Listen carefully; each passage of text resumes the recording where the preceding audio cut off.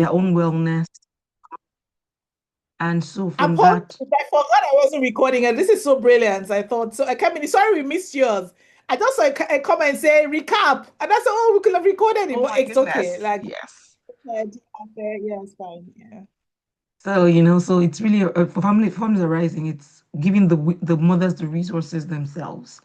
And then we started to expand the work to reach even families, the children. We have programs for children, youth, teenagers, fathers, just to, give them all that they need to live out that life of purpose. And then I run Shift into Legacy Coaching and Consulting. We are a coaching and consulting company that supports high achieving women to step into their leadership with power, specifically around healing, specifically around repairing the fractures that we carry around every day that are so subtle that sometimes we miss them, and giving us what we need to be able to, step into that wholeness around the legacy work that we do. We don't just want us to create great things, but how are we while we're creating it?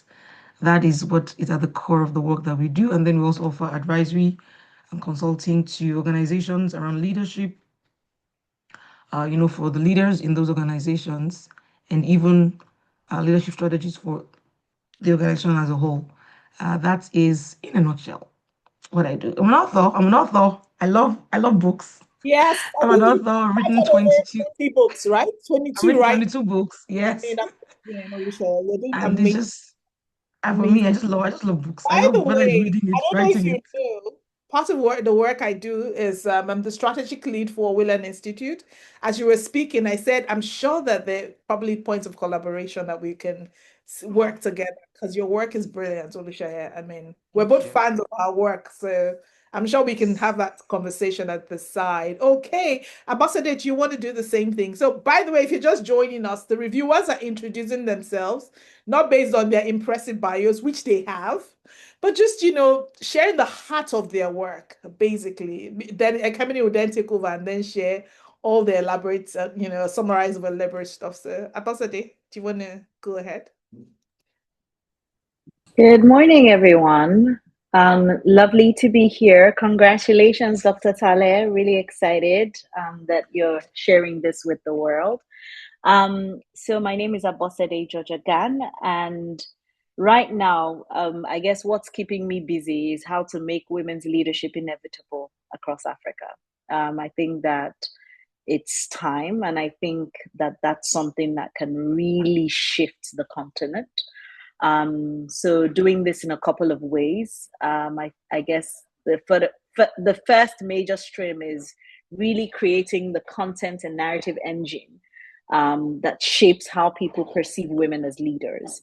And more recently, creating an interconnected ecosystem of tools and platforms that can support women on that leadership journey, right? So the way to think about it is really involved in supporting women on their leadership journey, whether that's the capacity they need, whether that's shaping the perception around how they lead, or whether that's the tools and platforms that really support their leadership journey to ensure that they're effective and thriving leaders, because I think it's important that women thrive as they lead.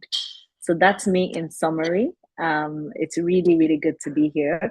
And I'm excited for this work because I think that these are some of the missing pieces in the work. I'm not a researcher. Unfortunately, I don't have the time. We're executing and delivering. So we're grateful for people like Dr. Tale who are taking time to do this type of research that our work can reference to show why we do the work we do in the way that we do it. Because I really believe in the sort of research, the data of it, because it makes it less an emotional conversation. And people are constantly asking you to prove that women's leadership is actually what we need, right? And I think this sort of research reference really helps the argument. So it's really good to be here. Another thing that I will call out just in this space is the organization I work with and the organization Ekemini works with are in a coalition as the leading women's leadership organizations in Nigeria really pushing for women's leadership. And I think women allying women, which is language I borrow from Olori Atuashe III, is a really important conversation in this entire world. So thank you, and excited to be here. All right. Thank you for sharing your story. And basically, like I already shared, part of what I do is as the strategic lead for the Willen Institute, which is the sort of like educational engine of the whole work, the great work Ambassador is doing. Okay, so let's go to Dr. Tower. I think I saw you next. Basically, like I said, what we're doing is you all have very impressive profiles, but we're just giving you opportunities to just share from the heart about your work and not really your title or your roles and just your work. That's basically what we're doing. Yeah. Right. Fantastic. Great morning, everybody. I am excited to be here. And congratulations, Dr. Tale. This is an unbelievable and exciting period for you. I am so happy. I'm so excited for you. So well done. And great morning again, everybody. So I am Dr. Tewa Onosanya. I am a multifaceted entrepreneur and mindset stylist. And so through mindset transformation, strategic visibility, powerful networks, I help ambitious people, ambitious individuals, and organizations move from potential to influence and also from influence to a lasting impact. So basically, every single thing I do tie in exquisitely well with Exquisite Magazine, which is Africa's #1 visibility platform for the unlimited confident woman. It's a magazine that is focused on wellness, entrepreneurship, empowerment, and lifestyle, and which has been in existence for 23 years. I'm also the founder of the Eloy Awards Foundation, which is a foundation that celebrates women and sustains women empowerment. And we have different products under the Eloy as well. And our big one, well, one of the ones we have is the Eloy Business Shower that is aimed at helping women build thriving businesses without sacrificing their well-being. And I'm also a mindset stylist, as I said earlier, and essentially a mindset stylist is a mindset coach. But I always want people to leave me with the notion and a shift in their mindset that just as you pick and choose your clothes in the morning to look good on the outside, pick and choose your clothes to match, what you're wearing, your shoes, whatever, just as you pick that to feel good, to look good on the outside, you're supposed to pick and choose your thoughts or, your words to match your action, to match what you believe and what you know about yourself in terms of your identity, so that your life feels good from the inside, not just looking good on the outside. So I'm an advocate for preaching that your life should look as good as it feels. Therefore, I have tied every single thing I do into that. I'm also an author of 6 books. My best-selling ones, 2 of them, at the moment, I rule your mind and convince yourself first. So I'm always saying to people that whatever it is you're doing, you need to rule your mind. You need to rule your mind. Because when you rule your mind, then you're able to embody whatever identity you want to portray, so to speak, to be able to achieve whatever it is that you want. Like I said, my big aim is to help people realize that your life can feel as good as it looks. So we're not talking about social media fluff, but we're talking about real internal happiness, being unashamed about living life, because we are here to live life, to make an impact, an unapologetic impact, and enjoy life as we go along. So that is me. Am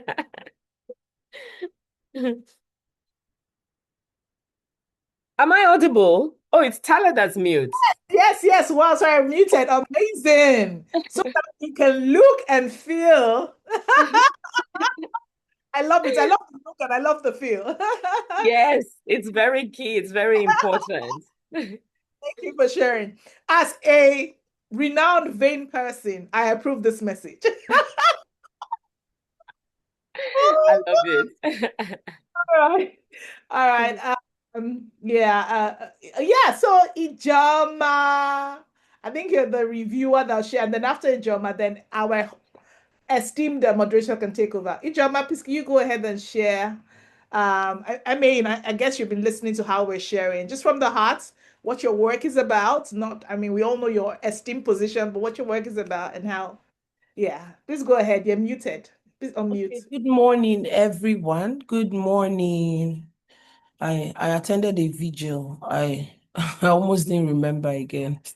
So I'm still a bit sleepy but I'll try.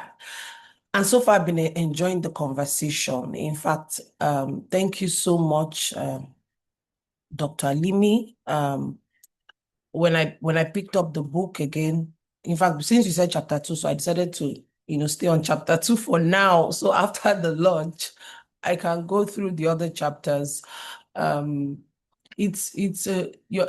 book is a rich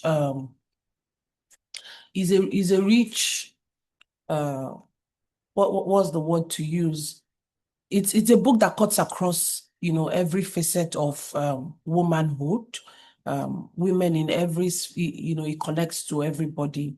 And I'm grateful that I am a part of this, as a journalist, as an editor, and as a woman who has featured, hundreds of women in, over 15 years.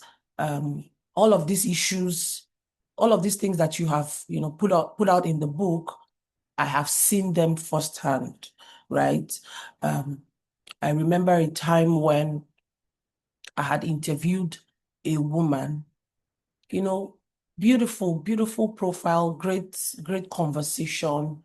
And the next minute, and she was going to do a photo shoot, and the next minute she comes up and says, oh, that her husband doesn't like the fact that she wants to be on the cover of, of a magazine. And that was it, just like that. She turned it down. And this is someone, wow, like career-wise, she is big, she's top. I met with the senator, she's late now, who I was telling, oh, so you do all of this in your constituency. How come we don't even hear anything? In fact, she just gave me a leaflet that had, what she just did was to just find a way of, putting all of those all of the things that she's doing around her constituency in a leaflet. And these things that she has put in a leaflet, the men will probably do, just 500 meters of road, and they will call the whole media houses in Lagos and abroad, and they will blow it up, But this woman she had done so much. And then when I was saying, can I feature you? She was feeling a bit apprehensive, like, oh, I don't want to be out there, So it just tells you that it actually cuts across. It doesn't matter how big you think that person is, that subtle word, that thing that tells you, oh, you are not enough, oh, you need to just step back a bit. It cuts across, whether it is mid-level, whether it is maybe a woman in the beginning of her career, or a woman who has risen to the top. I have seen it like in all ways, right? And it just shows how, this book is reiterating all of this, but you have brought out a masterpiece that puts into context all of these things. Because for me, we would only interrogate these things, or I won't say interrogate, we hear them, and over time I started seeing the fact that for the men, nobody asks them, so how do you juggle family life and work balance, which is one question that a lot of women have to deal with, every now and then. And over the course of my career, I had to, understand that, well, some of these things you have already, you touch in your book, so that it doesn't look like I'm already reviewing, because it looks like I'm joining both of them together. So let me. Well, thank you so much. I can see the passion in your voice, but thank you for bringing real world issues as a journalist. So you, in evidence, has really told us what's happening in the real world. Kamini, please go ahead. Thank you so much. We already consumed. We thought that this session has started already. Thank you so much for that really, really inspiring and touching way of telling your story, Ijoma. Thank you so much. So I would like to welcome everyone now. I know our host has already welcomed everyone. Just to welcome everyone, I'm pleased to be here today to explore what happens when women stop paying the shame tax, right? And like I always tell Dr. Tali, I'm now a friend of a celebrity because whenever I Google the shame tax, her name shows up. And I look forward to making this word a word that is now in our lexicon, and we become more aware of it. And I hope that after this meeting, we can start claiming our female fortune as women. So today we have four incredible women joining us, and you've already met them, but I'm going to be reading that super bio Dr. Tyler spoke about. So I'm going to start with Abosiri George Organ. She's the founder of Willen, a platform dedicated to empowering women in leadership. And she's a passionate advocate, as you can tell in the way she spoke, of women's leadership. And she spent years building networks that help women rise. Should I go to the next person, or we can just have the reflections one after the other? Do you want me to introduce everyone at once? Anything you feel is the best. If you want to introduce them, please go. Okay. So let me just introduce everyone, and then I'll go to the reflections. I think that's first. And then we have Ijoma Thomas Odia. She is the editor of Guardian Woman, the last one that spoke so passionately, and she has documented women's leadership journeys over the years, and she brings a sharp editorial eye, as you can tell, and deep understanding of the systemic barriers that women face. Welcome, Ijoma, once again. We have Dr. Tewa Onasoya. She is a mindset stylist, and that's the first time I heard it from her, I think a couple of years ago. It's a pleasure to be interacting with you. Thank you so much. She is the founder of Exquisite Magazine, also a very long-standing magazine, and the Eloy Awards Foundation. She's a first daughter who has spent her life empowering women to own their stories. And we have Olushe Ashiru. She is a registered therapist who is actually here with us, and it's 3 a.m. in her time zone, by the way, I should mention. So this is a huge sacrifice. She's a certified executive leadership coach and the founder of Shift into Legacy. She specializes in helping leaders rewire their internal narratives and step into their full potential. So, welcome to our esteemed panelists. I'm going to be calling them one after the other for their reflections. So I'm going to call on Aboside George Organ to take her reflection of chapter 7, Building Your Council. And the key theme is the power of a curated community of women who speak your new language. Over to you, Aboside. Thank you so much. Just confirm you hear me okay. Okay, great. I just wanted to make sure that the background noise was not coming from my end. So thank you. Ekemini, please, can you mute? I think there's some background noise. Thank you. Thank you so much. Please confirm again that you hear me okay. Dr. Saleh, thumbs up. Yes? Okay, brilliant. Thank you, Gemma. Thank you. All right. So I think it's worth sharing a little bit of sort of summary context of what chapter 7 is about. So chapter 7 is forming a tax-free zone, building your council. And basically, it explores the idea that personal growth and leadership are not only shaped by our abilities, but also by the people and environments we intentionally choose. So, what Dr. Tale argues is that many of the limitations we experience are reinforced by beliefs conversations, and relationships around us. And therefore, to overcome these, we must build what she calls a tax-free zone. And I know that we understand that language from the context of, I guess, finance. But a tax-free zone, she describes as a community of people who challenge limiting beliefs, encourage your growth, and help you operate from a place of possibility rather than fear of scarcity.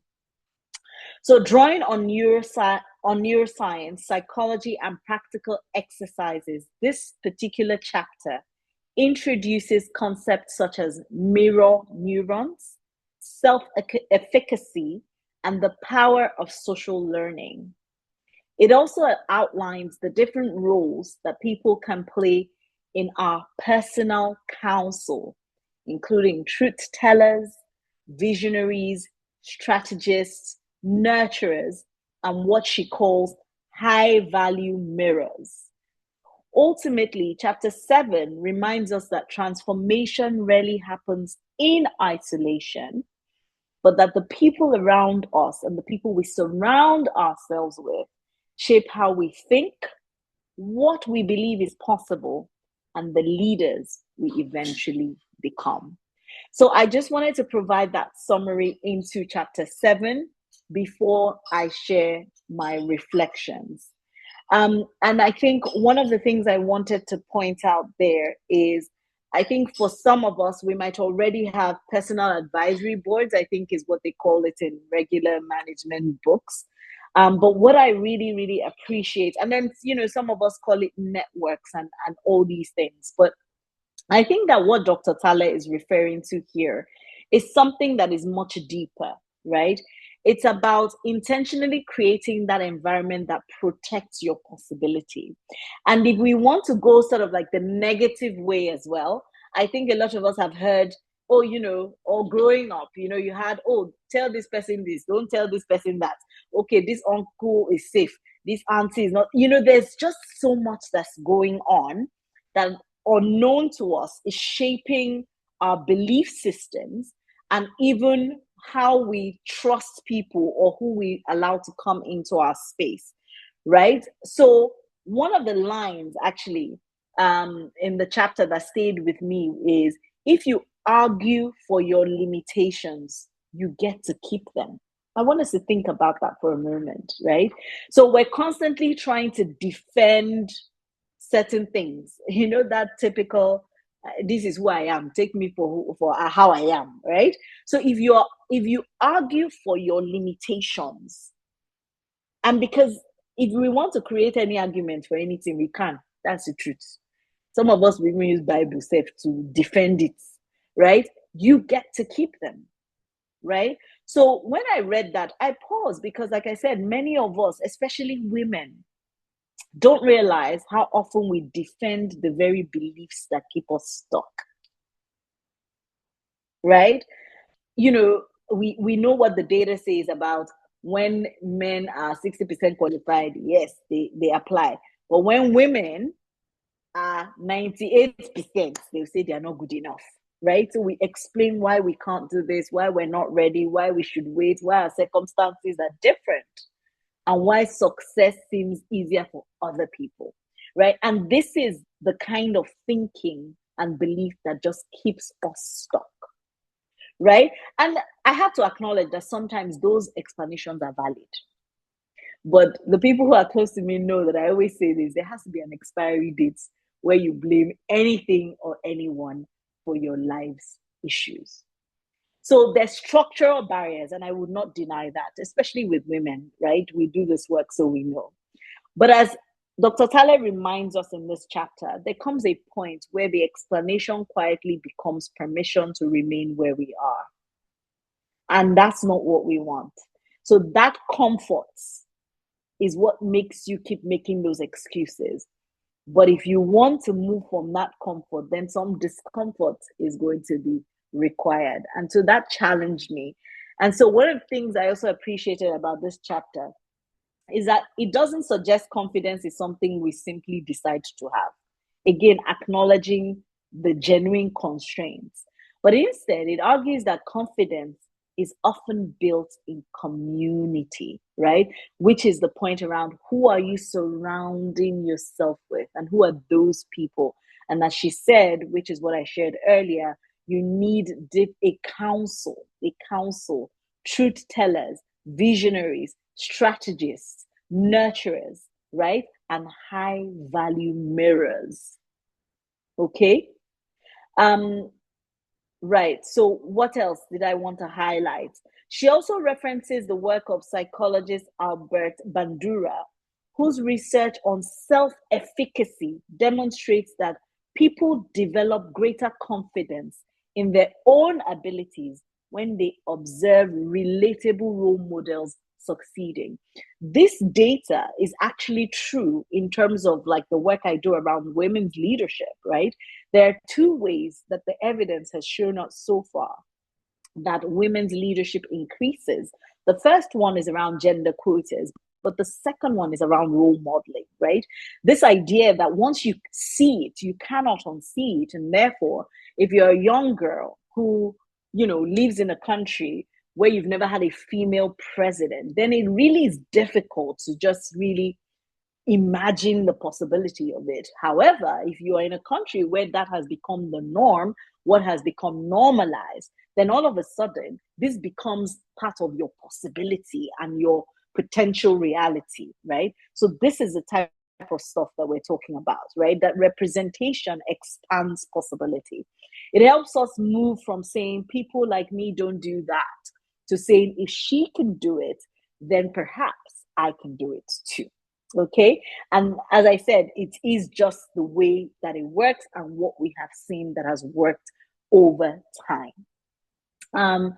And then I guess, just to highlight as well, what this council that Dr. Thaler is recommending, who these people are. And I thought this was important because, we use a lot of words, mentors, sponsors, coaches, all these different terminologies that we use. And oftentimes we underestimate like peer-to-peer learning or peer-to-peer mentorship. But the ecosystem of people that Dr. Thaler talks about that should make up this council are people who play intentional roles in your growth. So I wanted to highlight the truth teller is the one who loves us enough to tell us what we need to hear, right? The visionary is the one who helps us to see beyond our current circumstances. The strategist is the one who helps us turn our ideas into action. The high value mirror is the one who reflects back our strengths when we begin to doubt ourselves. And the nurturer is the one who reminds us that our well-being matters just as much as our achievements. So I think you begin to get a real sense for who this council is and how they're different from like your typical mentor, coach, and all these other things. All right. So even for me, I found myself as I went through these people and these definitions, do I have these people in my life? I had to think because, like I said, the one that is popular to us is your personal advisory board, right? I think that's more common. But I had to start to ask myself, right? Do I have these people in my life? And perhaps am I this person for somebody else or for the people around me, right? Because the strongest counsels are also reciprocal, right? And there's an exercise, a practical exercise in this chapter around your current circle audits. So it gives you a tool to be able to access who's in that current circle, because whether you know it or not, and that's another challenge, right? Whether you know it or not, whether you like it or not, there are people around you who are influencing your beliefs, what your possibilities are, right? Now, becoming conscious of them is the first step. And there is a practical exercise that allows you to do that. Ekemi, is that you coming on board to stop me? Sorry, I didn't ask how much time we had. Yeah, 7 minutes. Okay. No Yeah, problem but at you'll all. come back and You'll come back Okay, thank you. to Let me share. pause that. Thank you so much.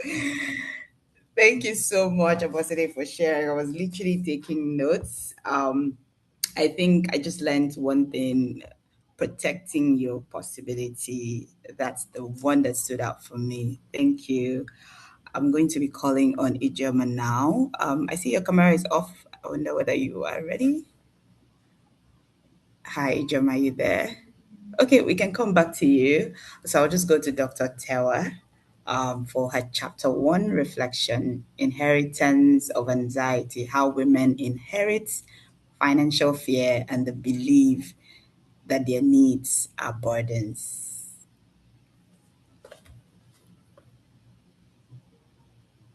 You're muted.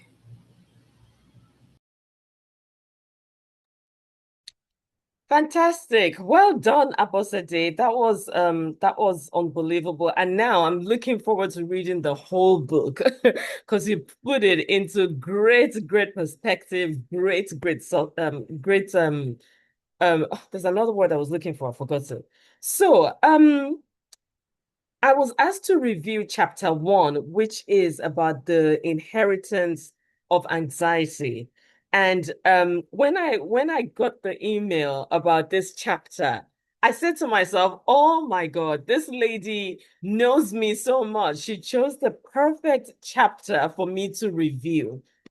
Because the story resonated so well with me. It was unbelievable. I mean, it wasn't word for word, but it was like somebody that knew exactly what I have gone through for so many years. And it took a lot of, like Abosede was saying about neuroscience, the limit you place on yourself. It took a lot of work, internal work, mindset work, for me to be able to move away from the narrative I chose for myself without anybody imposing it on me. So the big message is that sometimes the financial beliefs that limit us were not taught to us, but they were not taught to us directly, but we simply just made decisions as children based on what we see or what we saw. And for me, especially, nobody told me that, oh, because you're the first, you must ask for less things so that your siblings would be able to get more. Nobody said that to me. But like Shaima, I hope I got the name right. Shanima. But like Shanima, I just thought, okay, you know what? I don't want to impose what I want or deprive my siblings of what they would get if I wanted more. Nobody told me anything. Just like Shanima, she just overheard her parents talking and then based her whole life around that and then insisted by herself. She convinced herself that asking for less or not asking anything is way better than asking her parents and eventually than asking her boss, even though she knew that she deserved a promotion, she deserved a raise. And the same thing happened to Jenny. Was it Jet? Sorry, I'm mixing up the names. I do apologize. I read the book. Is it Jenny or Jet? I think Jen. And the Don't same worry, we get the story. you get the story.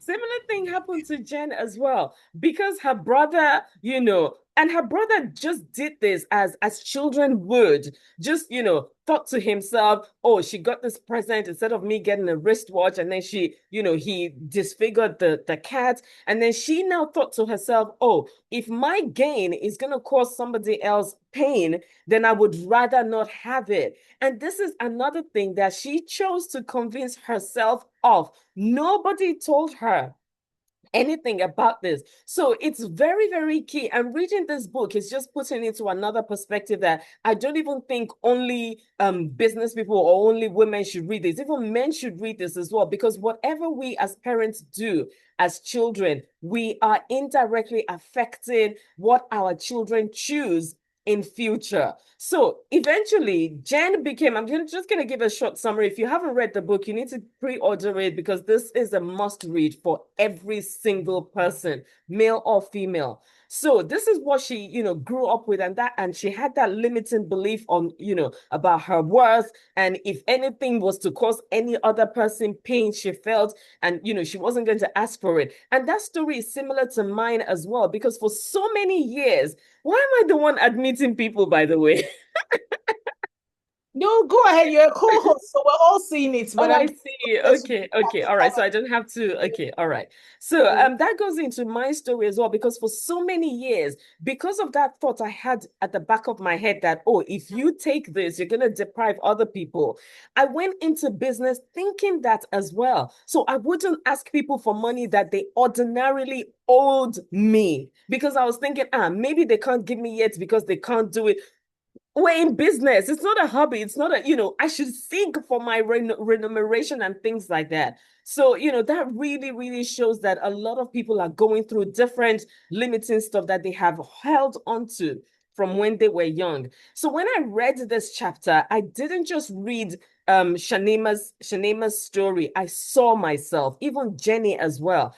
And what struck me about Shanema is, she didn't have to be told, and she just went ahead of it and ahead of herself, convinced herself. And I keep saying convince herself because we usually really just convince ourselves of something that is not entirely true, and we believe it. And a belief is a thought we keep thinking over and over again till we make sure that we believe it. So if we want to change anything in our lives, we must change the conversations we're having with ourselves internally. Nobody sat her down to say, don't do this. Nobody sat me down to say, don't ask for this. You're going to be a problem about this. Nobody said that. But because of the conversation she overheard, she restructured her trajectory, because of that. And I remember when I was, at that age, 15 or 16, I used to say to myself that, what, just you be the best that you can be. Just you do yourself so that you won't deprive other people. And that was something that didn't really need to be done because my parents didn't ask me. But looking back now, I realized that, it was part of my programming for myself.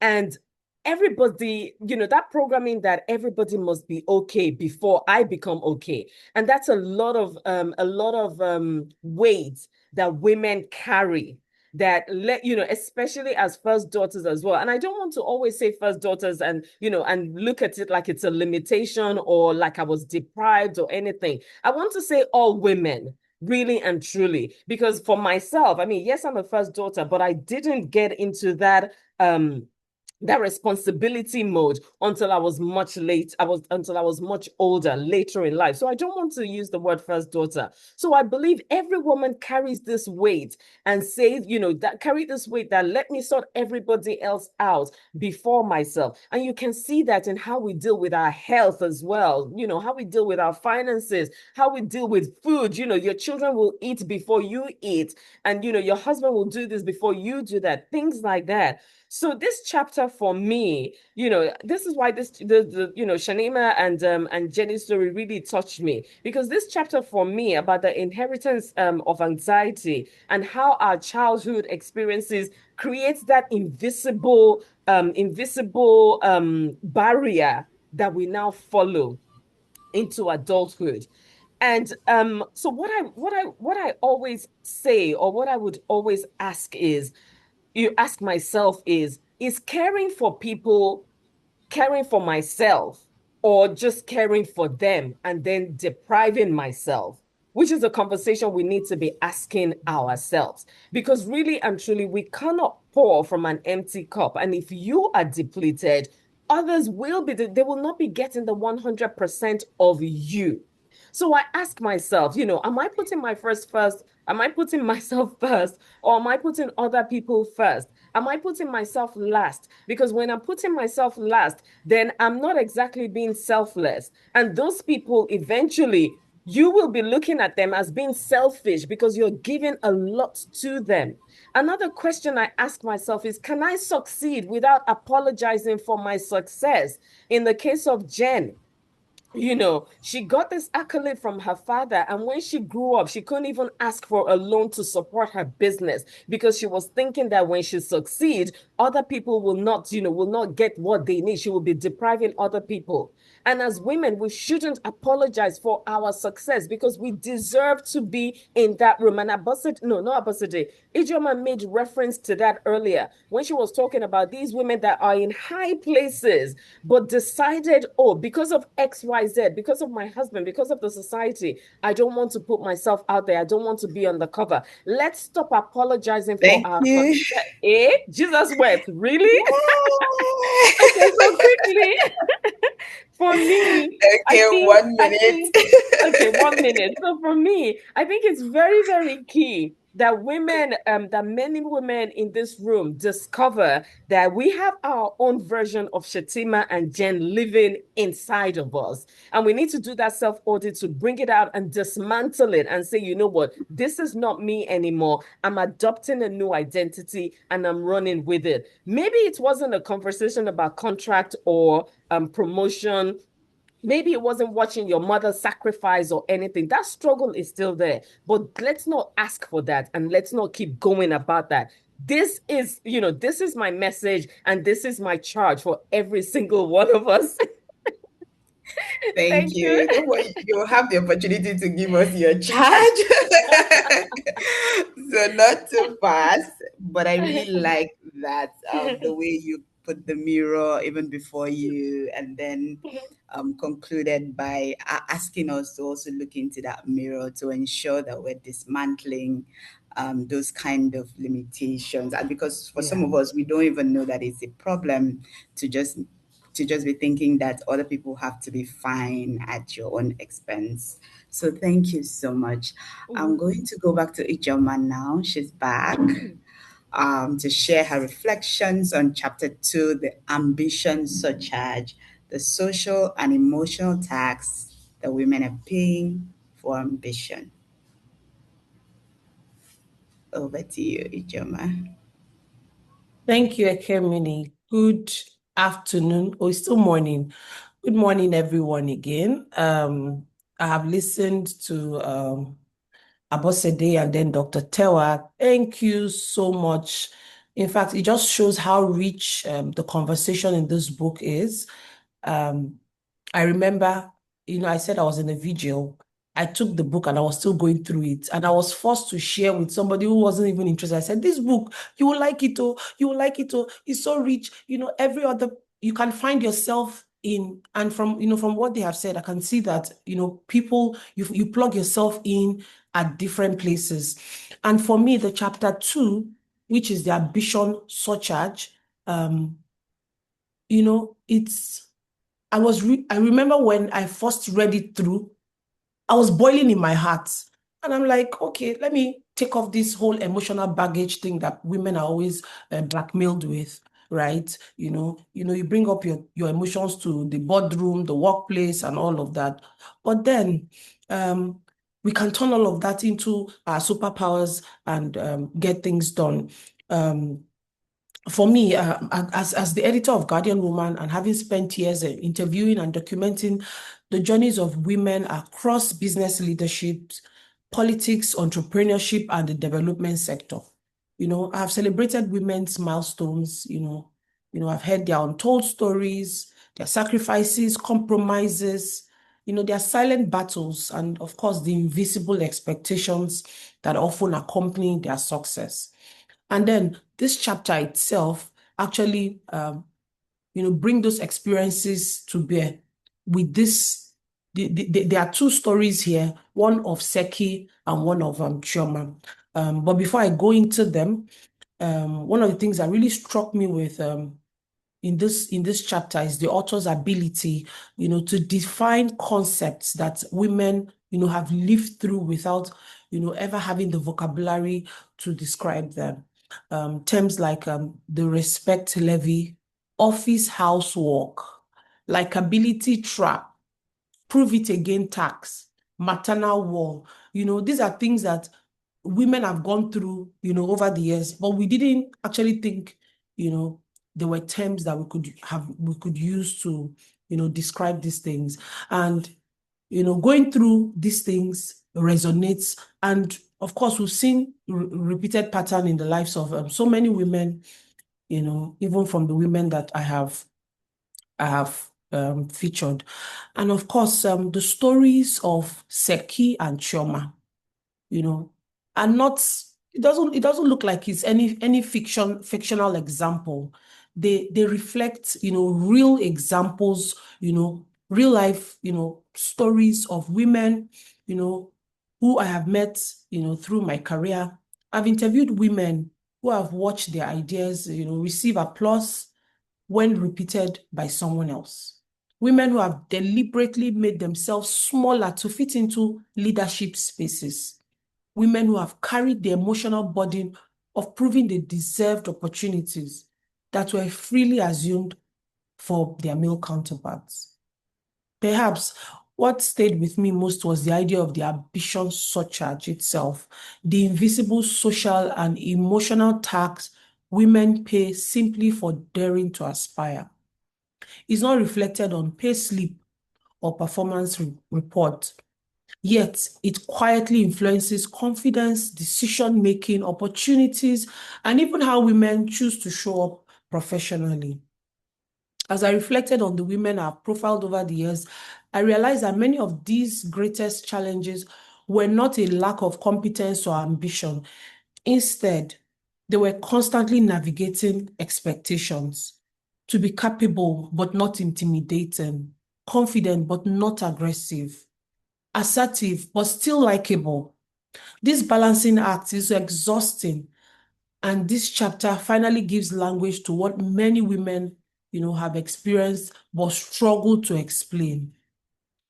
If I'm to break this a bit down, is saying when a woman chooses to speak up, she's seen as being aggressive, or she's seen as being proud, seen as being unnecessary, you know, even showing off or whatever. But when a man does it, he's giving that kudos to say, yes, yes, well done. You're being bold, you're standing up for what is right, and all of that. So for the women, it's interpreted in the negative light. But for the men, no, it doesn't work like that for them. And I also appreciate that the chapter moves beyond identifying the problem. The inclusion of the monthly surcharge statement, and the editable surcharge audit transforms reflection into action. So you're not just reading it, you're looking at it, and you're filling all those things up. Because these are things that we all do these are things that women, do subconsciously. And you don't understand the impact that it makes in your work, in your career, in your growth, right? Thank you, Ijoba. I'm I hope coming I for exhausted you. myself. Yeah, thank you. Don't worry, you have more time to Okay. share when we get into the question segment. Thank you so much. Thank you, thank you, thank you, thank you. I really love this chapter of the book the most, actually. I think it's very, very, very healing. And I also feel like it's one of the chapters that most women will enjoy reading. And when I saw all those worksheets and things we had to do, I was like, this book that Dr. Tale has written is going to have workbooks, resources. Don't mind me, I was just imagining for her. I was like, I've told her. I have plans for the book. Yeah, so Sexy it was one of marketing. the yes, that's my sexy marketing proposal. I'm glad you're taking it. So yeah, I really like that. I really like this chapter the most. So thank you for unpacking it really brilliantly. I'm going to go now to Olosheye, who is going to be speaking on chapter 6, claiming your lexicon. She's going to reflect on how women can replace the grammar of scarcity with fortune syntax. Thank you. Thank you so, so much again for just the opportunity to be here. Just listen to everyone just made me so emotional because I'm just like all of these things, that we're going through as women. So thank you again, Dr. Tyler, for doing this work, uh, for just putting this work in our hands. It's such an honor. And when Kemini was speaking earlier about, oh, thank you for the sacrifice, I'm like, no, for me, it's not even a sacrifice. There's nowhere else I'd rather be than be in this room in this moment. Just listen to everyone speak. For me, I sit in two chairs, mostly every week. The first one will be in therapy. I'm a therapist. And so I listen to women, a lot of women, describing what they are not able to say, to anybody else. I happen to be that one holding space for them in that area. In the other side, I am a coach sitting across from women also in leadership across different things, whether they're leading at home, at work, whether it's a business they're leading or, and all those things. But one thing I've learned from those two spaces, those two chairs that I sit in, is that women are not often short on capacity. It's just that we haven't given ourselves permission to to just be who we're supposed to be.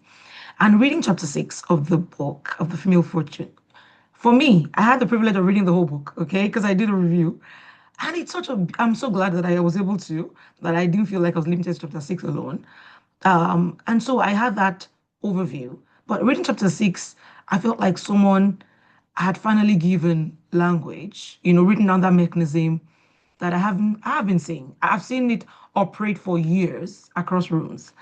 And so Dr. Tyler opens the book with an idea that reorganized, even the way that I hear my own clients when they're speaking to me, that shame tax.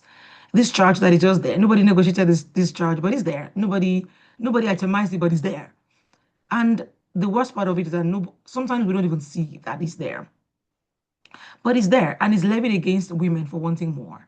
So the whole book itself is an audit. And chapter 6 is just where that audit becomes more actionable. Because this is the chapter that names these things, gives us, the lexicon, the language for it. And it talks about the collection method, the tax that is not collected by the market. It is collected by the language that we use to describe it, by the words that we speak. It's collected in that part of our minds where you know what you're worth, but what comes out of your mouth is something different. I know that I'm worth this, but when I speak, I don't act like I'm worth it. And for me, it's just this narrative that a lot of women have said to ourselves. In coaching, we go say self-concept, how you view yourself. And Dr. Silas says it's the grammar of scarcity. And of course, we see that play out in everyday life. Because that language, the grammar, is exactly what this thing is. It's not that, oh, I woke up in a bad mood today, so I'm saying this. It's how you see yourself. It's what you've said to yourself that you are actually just saying out. And it's such a privilege. I love what Dr. Silas says when she says that this woman here has everything that is going for her. She has all the things that should translate into how she values her own worth, but she's not able to do that. This woman has 3 degrees, maybe, 4 or 5, and then she still prices her work by asking the client, "What can you afford?" As opposed to saying, "This is what I'm going to charge you. This is what this work is worth." And even when she's trying to charge someone, she's still starting to think, "Oh my goodness, what will they think?" And so this woman who has helped another person grow maybe 8 figures in their own business, in their own work, looks at her own self and says, I contributed to this thing. It was teamwork. As opposed to seeing her own contribution as personal. I love these 3 things that I want to highlight from chapter 6. One is that this book is not asking us to burn our old vocabulary. And this is a big deal because we have to realize that the vocabulary that we used to use served us for a while. It's important because Tosala is very careful to say that the woman who learned to say that she couldn't afford something wasn't foolish. She wasn't foolish. In the time that she used that, she was correct. It served her purpose in that time. It protected her. So we're not shaming this woman. We're just saying to her, yeah, this was great, but it's time to retire this thing, this language. It served you well, but it's now time to drop it. Number 2, that word "but" is an eraser, meaning everything you say before everything you say after you say "but," everything you said before it doesn't matter anymore because you use the word "but." And so she tells us, instead of saying "but," let's use "and." And it's important because it helps you to see things in perspective. One is you say to yourself, example, I want more, and I don't want to seem greedy. Instead of saying I want more, but I don't want to seem greedy. But saying and helps you. I deserve more. And I'm worried about what somebody will say about me. I'm worried about how it will look. And I'm still going to say it anyway. I'm still going to charge my worth anyway. It shifts things for you because it now helps you to see that both truths can coexist. I can want more, and at the same time, feel that people are not going to be comfortable with it, but I don't care. I'm just going to say what I want to say anyway. And it's such a beautiful thing to be able to say and instead of using but. And the third thing that I want to highlight is when she says that receiving is not weakness. Receiving sometimes for a lot of women is harder than giving. We're very happy to give because we're taught that our value, lives in what we're able to give to other people. We're told that thing. Oh, it's what you're able to give to other people. That's what matters. But what about what you're able to receive as well? So we deflect compliment. We decline help when it comes to us, and we don't take what we can take. It's hard for us to ask for help when we need it, right? You don't need to apologize for wanting help. You can say, this is what I want. I need it. And why this is important is because, a woman cannot refund what she never claimed, right? She cannot be generous from a space where she didn't even allow herself to feel, and it happens to a lot of us. Everyone on this call is probably holding one vision or the other in her mind and saying to herself, I have a vision for my family, my business, my nation, my world, and all of those things. But if she allows herself to continue to use the vocabulary of lack, she's never going to be able to step into it. And Rosale says to us, we should have that syntax change. Change how you describe it. Change what you're saying. Change it. And I love those things at the end of it. 30 days of changing your language. Catch yourself saying those things, saying, I will not be speaking this way anymore. For the next 7 days, just catch one sentence. That's it. And then see how much has been embedded in your mind, in your subconscious, and start to Thank shift. you. That's it for me. Thank you. Thank you, thank you, thank you. I really like the last part, in the practical part of it. In the next 7 days, this is the action, the consistent action to take. And I trust that Dr. Tale, she always comes for people and says, so what have you decided to do now? Having known this, so what's your plan? Thank you so much. Okay, so I'm going to bring all of our speakers back to the screen now for us to have a conversation. I told you to hold your thoughts because there will be that time where we'll have this conversation. So please, let's just all come back and get to share some more. So I'm going to start by asking a question to everyone. In one word, what comes to mind when you think about the shame tax and its impact on women? No specific order. Yeah. One word, yeah. One word is difficult, but I'll say cost. Cost. Okay, no, let's do one sentence. Okay. Because I feel like one word is now hard. Yeah. Yeah. One So I feel sentence. like, yeah. So for one sentence, I would say cost with implications. Cost with implications. Cost with implication. Thank you. What about you, Dr. Tewa? I see you're muted. I'm thinking. One word about the shame tax, yeah? Yeah, one word when you think about the shame tax The and how shame it's tax. impacting women. Right.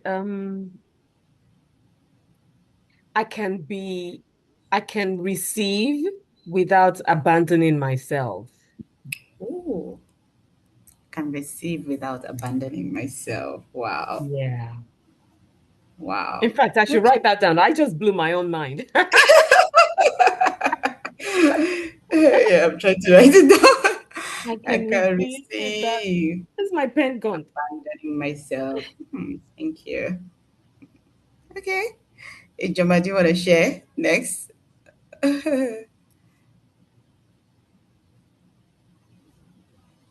Oh, let's go to Olushaya. That was Dr. Tao already. Yeah, I just think that it's this cost that we all pay when we let someone else's opinion hold our future hostage. That's kind of like how I see it.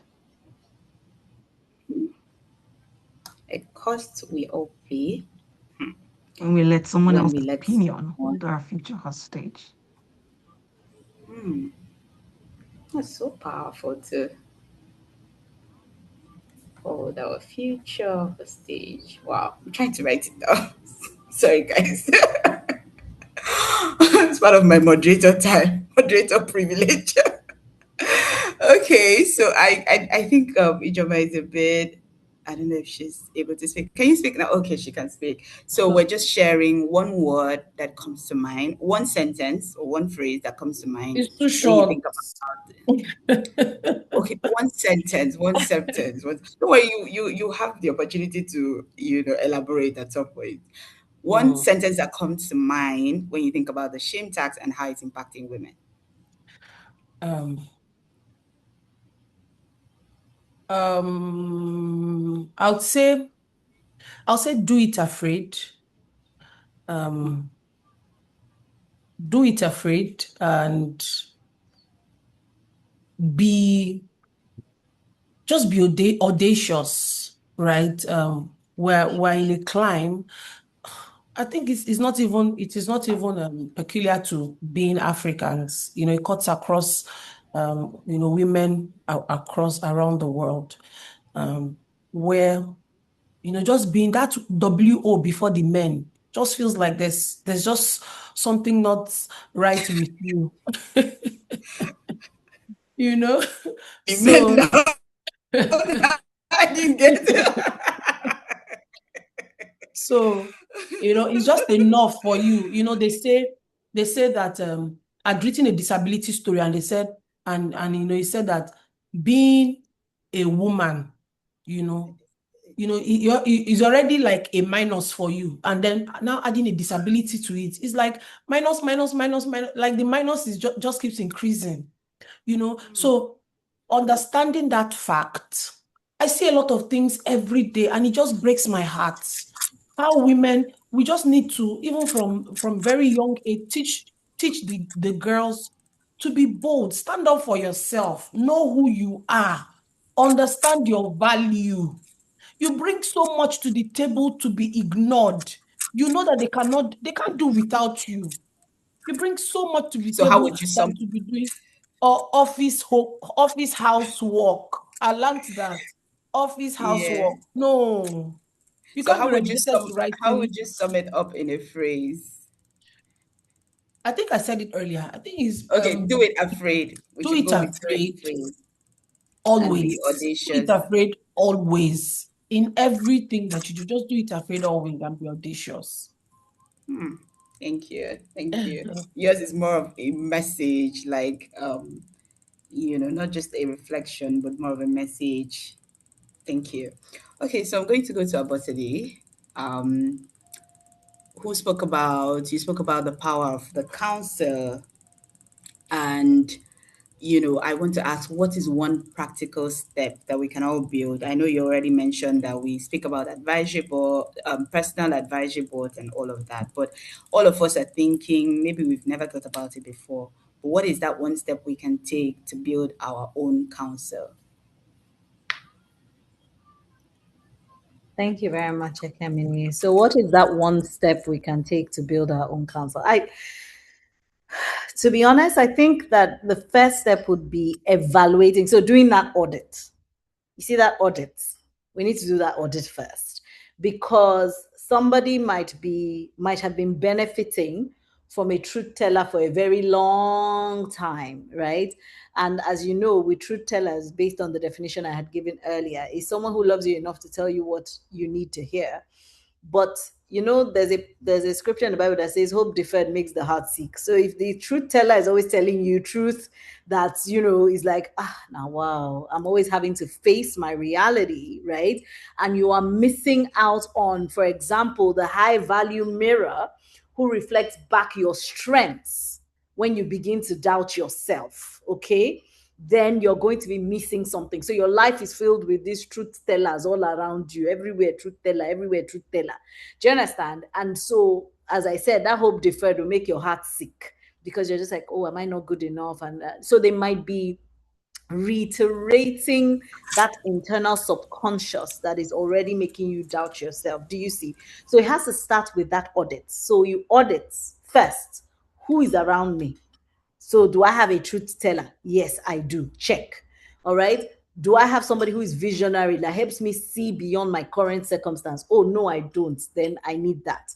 Do I have a strategist who helps me turn ideas into action? Yes, maybe we would say oftentimes we have those people, right? But then, some are difficult, like the high value mirrors. A lot of us might have nurturers who reminds us that our well-being matters just as much as our achievement. But sometimes if you have too many nurturers, you become lazy. But you are trying now. You are doing enough. You go to work in the morning, you come back at night. You are trying, you are trying, you are trying. Meanwhile, there's more. Do you see? So I think the practical step that I would invite everyone to take today is to do that audit on your who is around you, because you might not even be calling it a council, but like we said, whether you're conscious of it or not, whether you know it or not, those people are around you, their voices are in your head, they're influencing your belief systems and the decisions that you make on a daily basis. So do that audit, right? See where the gaps are, and then plan to plug those gaps. So that's what I would share. Thank you. I just wonder if I like that you said audits. It means those around you. I just wonder if you do the audits and you find that you don't have the composition of your council, there's still a shortage. I wonder whether there's like a way you can then go and find, and sort of. I heard Michelle Obama say that she always curates a garden. So when she sees like a flower, she's like, okay, it's wicked for my garden. Yeah. Absolutely. And I think that's it, right? So once you identify the gap, but you see, once you don't know the gap, then you don't even know what you're looking for, right? So immediately you know what you're looking for. I think there's this common thing about when the student is ready, the teacher appears. Do you know that? Yes. Exactly. When the So master, once the that gap student is becomes ready, the master. evident, I truly believe you begin to attract, or at least look for. And I think that's the first step that we can all take. It's within our control. Look for. Thank you. So, Ejoma, you have been wanting to share about the patterns that you have observed around women, the most documenting women's leadership journey. So I want you to share more about these patterns, but not just the patterns. How do you believe they can break them? I know you've said do it afraid, be audacious. What are other ways that women can break the pattern? Hi, Ijam, are you there? Yeah. Yes. So Okay. let me speak from my perspective. I feel like I shared earlier from the beginning, a lot of women are doing a lot of work. I remember being trained by Wikipedia many years ago, because when they checked, they found out that a lot of women are not being profiled on Wikipedia. And so the idea was to get more women on Wikipedia. But the only way you can also get on Wikipedia is Wikipedia works with, the content that you already have out there. He aggregates it, right? It doesn't just, pick those things up. And then what I keep preaching is women just come out. As a journalist, you're writing a story on there are just too many issues, but I like to stay on, women's leadership, right? And you're writing a story on a certain issue, and you're reaching out to a woman to say, okay, can we have your contribution to this? These are ways that you can put yourself out there. Women, I want to be able to see more women who are open, to these conversations. And I'm grateful that, the women in this room, right, are those kind of women. But we want to see more and more women, opening up to, we're not saying coming on Instagram to do jamboree, blogs, or TikTok, because those are the kind of things that people may be scared of. but you are talking about real issues. You're discussing, real conversations that are bringing, are taking, a sector forward, and it's okay, because it's okay for you to tell people you don't want to respond to questions around personal life, right? Because sometimes these journalists can be funny. I am one, so I understand, what plays in my space, right? You stand your ground, you stand firm, to some of the conversations that you want to have. It's okay to say, because especially when it is not a journalist, like me, who is tilted to, gender equality, gender advocacy, they might want to sensationalize some of this conversation. And I understand that that's where, women, find that, because they don't have that emotional stamina to hold those things off. And then, because we have, of course, we see sensational. I remember it was it Whelan that shared, that link of Premium Times, and I remember that. Thank you for that, because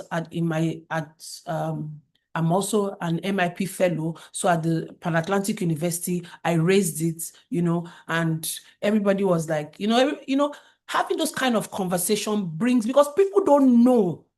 They don't know. The other time I attended another conference, and I used to think it was an African thing. No, it's not an African thing. It's everywhere. You understand? A woman will be labeled, a woman has made very good contribution, and you are labeling it mother of five. What has mother of five got to do with, that kind of conversation? And I like the fact that when we keep mentioning it, people will begin to understand. We see stories around rape victims, rapists. People do not understand how to protect, these sources, these people. You Yeah, but just these are the go out, institutions. What can the women do though? right? You just, well, because what I'm saying in essence is, when even we understand these conversations, like I mentioned, Whelan, right? They are not a news platform, but what they have done is to also amplify, is to also help with the work.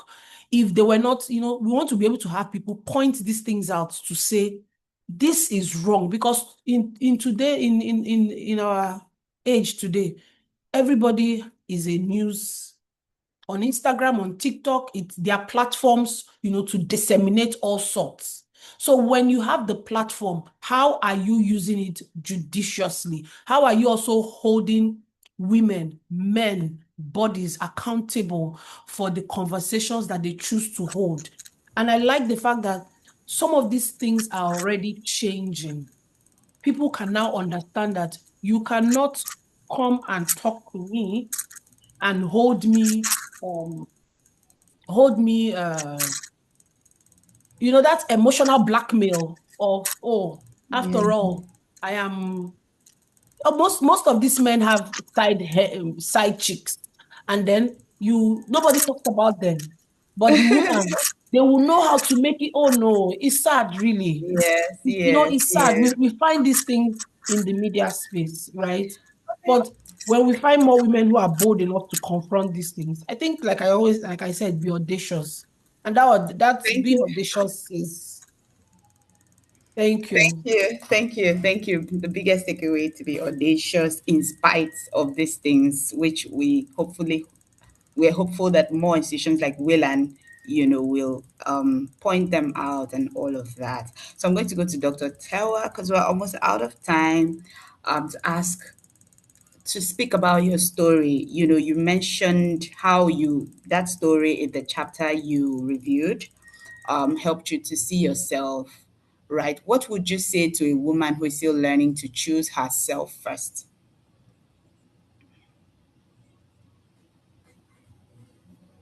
You're muted. Yes. Okay, What would I thank say you. to the woman who is still trying to choose herself first?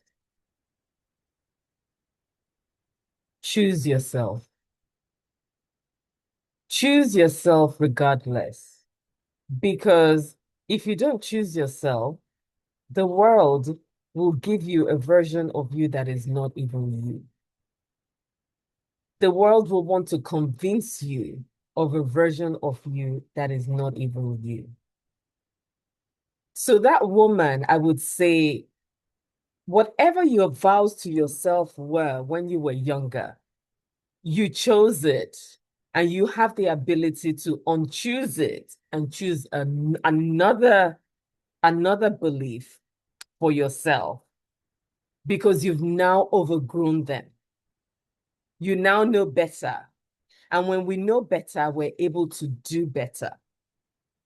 And that goes back to what I say, what I keep saying to myself and reminding myself of, that yes, it is possible to care about people without putting myself last. Yes, it is okay to want more. In fact, I always say this, that wanting more shows that you understand your own abilities to be able to impact the world, and you need those resources to be able to make that impact.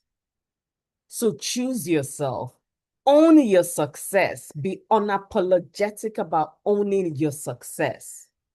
Because the little girl that I was then made a decision to protect herself and her family. But the woman I am today, as of now, almost 50 years old, 52 years by the grace of God, I get to make a decision for myself and own it without anybody, without thinking, are they going to like me? If they don't like me, they don't like me. I like myself. I love myself. I know my worth. I choose myself.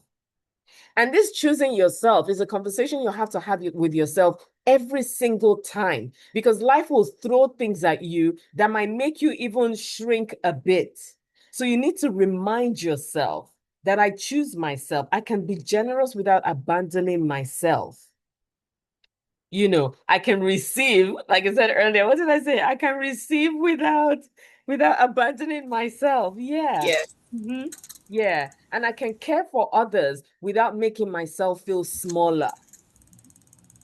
Very important. Because we think that, when we're serving others, we should be smaller. No, own your voice, speak your truth, own it, choose yourself. Because the world will not ask, where is Tewa? We're looking for Dr. Tewa. Where is she? No, Dr. Tewa has to say, this is me, and I'm owning my space, because every single one of us was put on this earth to deliver something to the world. And we have that possibilities, that capabilities in us. Once we choose ourselves, once you choose yourself, then you're able to run with the vision and influence the world. That would be my words, my sentences. Thank you. Thank you. The recurring theme being choose yourself. Yes. And that's what I keep hearing, even from what Ijoma said, in spite of everything. Yeah, I'm allowed to build the life I desire. I'm allowed to. Yeah, it's what I want. If you want less, go and find less. Thank you. Okay, so I'm gonna go to Olusheye.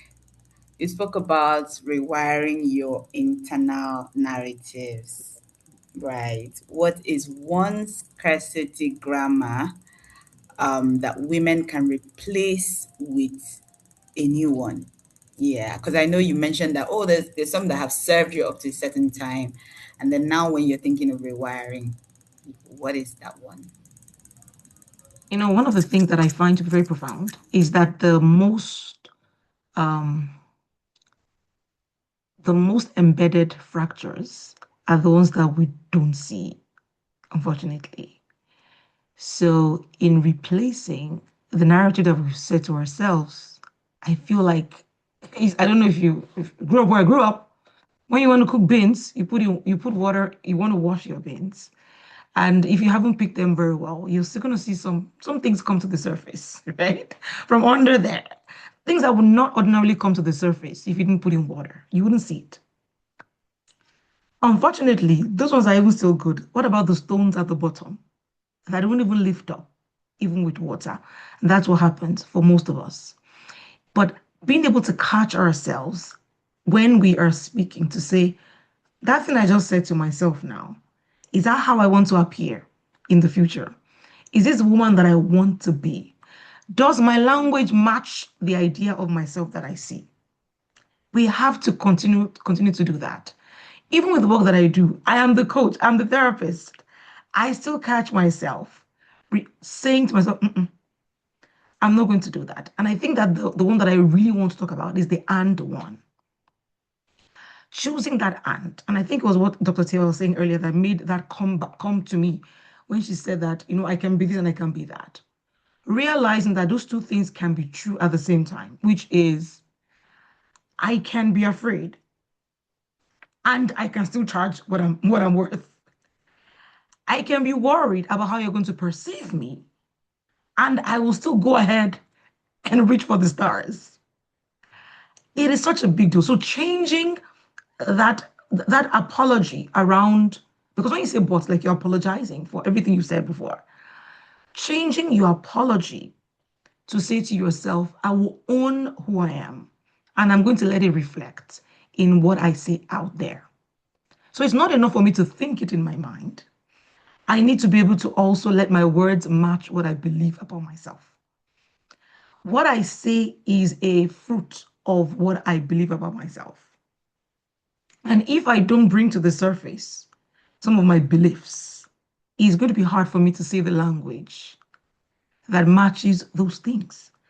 So the first work is to bring to the surface those things that are hidden, embedded. I like to say that water in the wall is the worst, but that's when you can see. You can see water that poured from a tap on the floor. You can see the one dripping from a bucket on the floor. But the one in the walls, you can't see. And that's the worst kind. It's one that can make you sick for a long time and you won't even know. It could cause mold in your walls. So bringing those things to the surface and telling yourself, the things that I say must match what I believe about myself and about my future. And you constantly do it. It's not going to happen in one day. You remember to do it all the time. You must remember to catch yourself when you find yourself saying things that don't look like where you're going. That's what I'm going to Thank say. you. Thank you. That's a powerful analogy. The beans one, just allowing those things to come to the surface and then using the word and. If you catch yourself, you're afraid, like Ijoma also said, do it afraid. So it means you can be afraid and still do what you need to do. Mm. Thank you so much. We're almost close to the end, and I'm going to be bringing Dr. Tale back up soon for her closing reflections. But when I was scrolling through the comments, I think I saw some um, some questions and some comments really stood out for me. And I just want to turn them into questions. I think I also already tried to, I already raised it to Abosede when I said, where are people going to find? Because I saw somebody said good mentors and sponsors are in heaven. So, so it's like, I'm not going to find them on earth, sort of situation. So essentially, this is the one question I believe might be on people's mind. It's sort of like say, I don't know where to start. What is the first step? And I think we can just take this one before I ask Dr. Tale to come and share her closing reflections. What is the first step? What should I do? I know Abosede has said, audit and then say, oh, this is the gap, and I can, and then identify people that you can bring on board the council. But what are other first steps that people can take?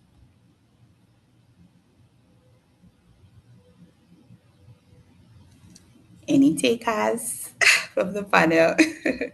Yes, Oh, okay. Okay. oh, I wasn't sorry. quite sure if you were asking Abosede, you were asking all of us. So I'm happy to jump in. I was just thinking about it because I figured we were coming to a close, and I was thinking, what would my final sort of word or takeaway be? And I was going to say, just stop paying the shame tax. Like, you know what I mean? Like tax, you can either be a taxpayer or not a taxpayer, right? Do you know what I mean? So stop paying the shame tax, right? And we've heard it a lot. Whenever you wake up is your morning. Now, none of this is easy, right? But choose your heart. Like choose it, right? It's either you stay where you are, how you are, the way you are, with what you have, right? Or you say, actually, I'm going to take this next step, right? So, really, to your point on where do you find good mentors, do you know what my response to that is? Honestly speaking, is be a good person and then be a good mentor. Honestly speaking. Because whether we like it or not, like attracts like. And that's the truth.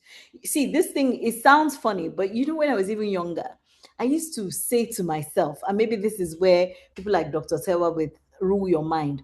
If my parents were forcing me to go somewhere, in my mind, I'll be like, there's somebody else's parent that's forcing them to come. We'll be friends. We'll play there together.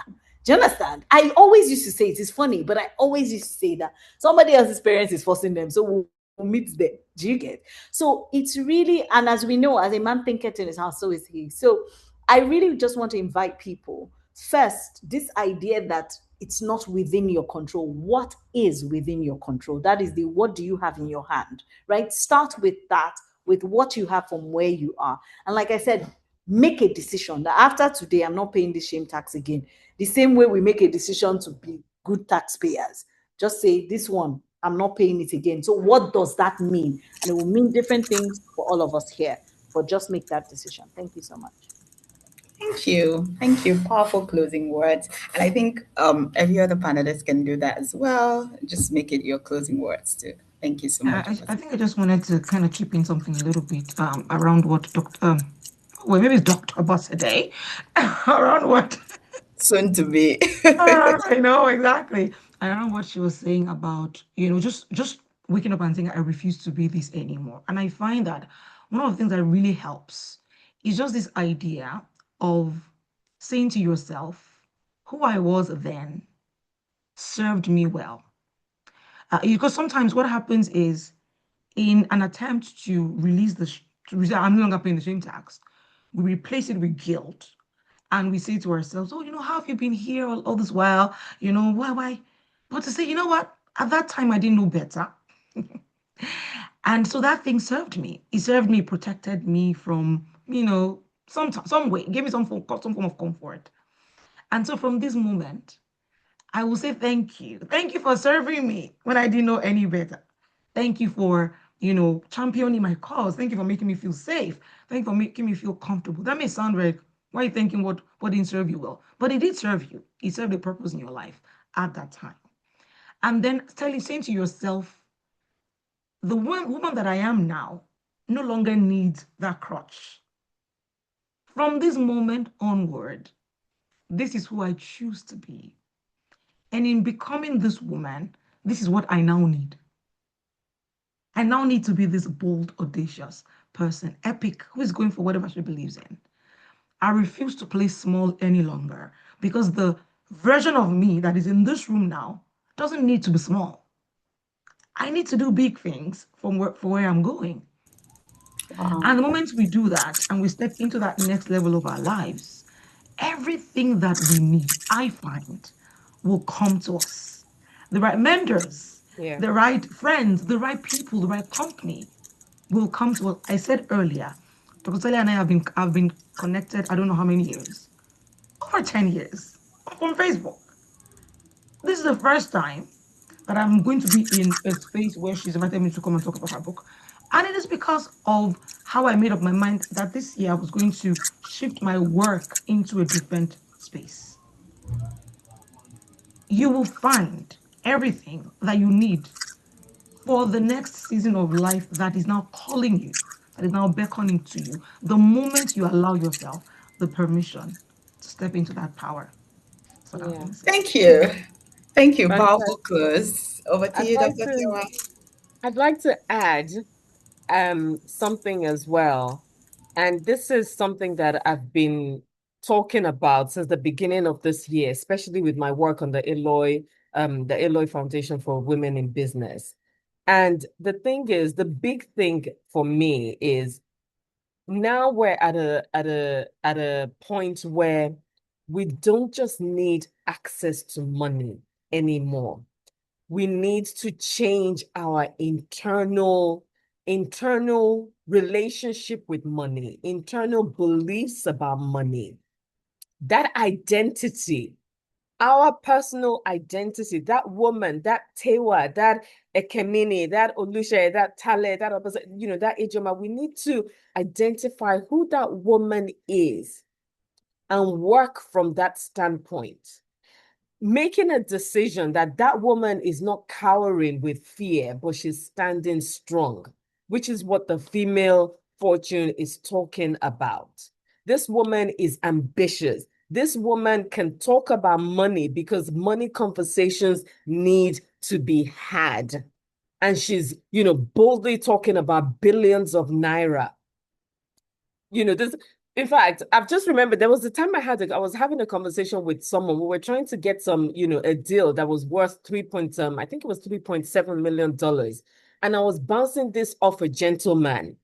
And you won't believe what this man said to me. I was like, $3.7, $3.7 million. That's not a lot of money now. We can quickly, I was like, faints. And look at me going to him and, trying to say, in this state, I'm talking about this year, even though I've been ruling my mind for so many years. I was saying, yeah, the money is about $3.7 million. We'd like for you to. I was like, Tiwa, $3.7 million. It's not even a lot of money. I was like, okay. So that moment changed something in me. And I began to say to myself that millions of dollars, billions of naira is nothing. Because really and truly, the energy, the mindset energy it takes to manifest 1 million naira is the same to manifest $1 million. So you might as well put that positive energy into the $1 million because it's the same. And that thought can only come from identifying who I am. So identify who you are. Own it. Own your desire. You can have, be, do whatever it is you desire. Own it. And this is what the female fortune is talking about. So I would encourage everybody and their mothers and fathers and their pets to get a copy.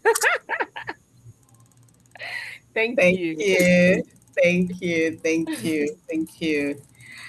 Ijoma, over to you. Okay, so that I'll be very brief and not repeat what every other person has said, because I feel like they said it all, is the fact that we, understanding that we can now put into perspective, we can put a definition to some of the countless, challenges that women face, that women relate to on a daily basis. We have a term for them. And having that term for it also means that we can now begin to define and tell that this is the way to now go, right? If I now know what a maternal wall is, an office housework is, we cannot begin to define them, because not every woman on a table will be interested in taking minutes. She should not be forced to take minutes. A man can choose to. Not every woman on a table should be forced to, hold office bonding meetings and all of that. Because the truth is that those things will not, it is not your performance. They use them to, put you by the side and let's just put them here so that let's just count them as the number, the way it's been done in politics. Let them just be counted. But those main issues, women should begin to stay on them. And that's the clarity that, the shame tax, the female fortune, book has brought to bear. Begin to define these terms and put them into perspective so that we can now address them, and, head on. Let's meet ourselves. Thank you so much, Thank Dr. you. Lee. Thank you. Thank you so much. Thank you to all our panelists for challenging our mindsets. And thank you, Dr. Tale, for putting this mirror before all of us. And like I said to you this morning, I wonder why every woman doesn't have this book. Dr. Tewa has said, Sexy. mother, father, pets, everybody needs to have this book. So I'm going to hand back over to you. Thank you for the privilege of moderating your book review session. I mean, thank you all so much. Honestly, these conversations have not just validated me or what the work I've done, they have unlocked something new in my soul. Honestly, something new. I believe this is the start of a movement. Let me not lie. I believe that we are the inner caucus of this movement. You know how everybody have inner caucus, then they now have the whatever. I believe we're the inner caucus of this movement. I believe that we've been chosen for such a time as this to be the ones to be the flag bearers of this movement. You know, because I don't believe in coincidences. I don't believe it from a spiritual perspective. I believe that God strategically chooses people to be in a room for such a time as this. So I believe that this is what we are. It looks like it's a small crowd, but no. Funny enough, at this particular moment, there's 12 of us in this call. I think that number is instructive. That's a governmental number. Because 12 is the start of a new government. So I believe it's a prophetic signal. I've entered my prophetic now, that this is a governmental book. That this book, God is calling us to literally take it to the world. And I think I need all of us in this room, honestly. All of us are brilliant. All of us have heard it. And I don't believe that this is a book launch. I believe that this is a movement launch. I believe that what is happening here in this inner caucus is that we are being launched to take this movement to the world. Whatever part of the world you belong to, this movement needs to get there. And there are multiple ways you can take it. You can buy an e-copy of the book and give it gift to somebody. You can become a champion and say, I have a women's group, I want to share this book. I built a course because I thought some people are not really, they're time poor, but they would rather deep dive into this work using a course. But then you can also share this movement on social media. So I don't believe that this is a launch of a book. I believe that this is the start of a movement. And I want to invite all of us to take this movement to the next level. And I believe that because this is the start of the movement, there'll be multiple iterations on how we can take the movement to the world. I asked the Holy Spirit on Wednesday, I think I shared with you, Kemini, and I said, how should I feel about Saturday? And the Spirit of God said to me, I want you to feel excited because it's the start of a movement. And I said, clock it. I clocked it. He said, because it is the start of a movement, you know, and so for me, that is heaven's agenda. Heaven's agenda is not a book launch. Heaven's agenda is the start of a movement. And anybody who's close to me knows that I believe strongly that women are an important part of the end time agenda in the world. I have a thesis on that. I'm a researcher, right? So even if I read the scripture, I find thesis around the scripture. But this is not what this is about. I mean, I can go into the thesis of why I think so. But honestly, I want to implore you to join me to take this movement to the world. Anyway, you can buy an ebook for somebody. The physical copy of the book has not been printed yet. Why? Because I believe it's a kind of book that you experience. And it's a kind of book that is experienced through the movement. So people will say, this book, we need to take it to the next level. So come and sign up for the physical copy so I can take the next level. I believe that it's a kind of book that the story has to be told. It's not a nice autobiography. No, it's a book that you experience. They say, you have to read this thing. It's not a childish, whatever. And that's why I didn't print physical copy. Apart from the one behind me, yeah, that's my own memory of the copy. So thank you all for your contributions and for everyone who stayed till the end. I'm going to be reaching out to you individually and collectively to say, how can we take this movement? Really, like I said, God might have birthed a book through me, but the Lord is saying it's not just a book, it's a movement. And I believe that every single speaker, every single reviewer has shared it through all the brilliant things they said, that this is a movement. And so thank you for your time. Thank you for your effort. The work has just started, and it's time for us to take the movement all across the world, because women must claim their female fortune, because we are not expensive. You know, you're probably undervalued. The shame tax is over. It's time for us to build together and reclaim our female fortune. Thank you all for your time. God bless you. Thank you. Thank you so much. Thank you so much. Well done. Well done. Thank you. Thank you. Thank you. Oh. Thank you so much.